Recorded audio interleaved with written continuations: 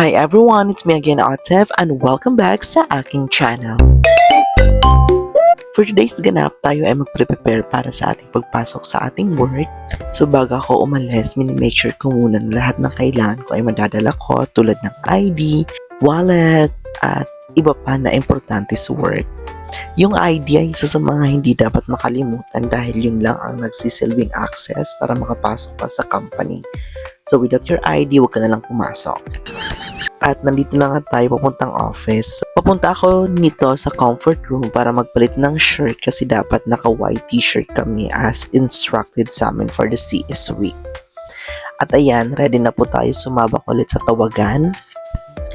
I-surrender muna natin lahat ng gamit sa ating locker dahil bawal ang pinagbabawal na gamit.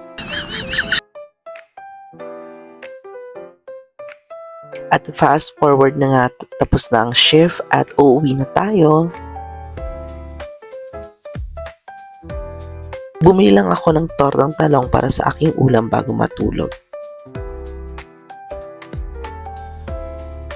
So this will be the end of this video. Thank you everyone for watching. See you on my next vlog. Bye bye!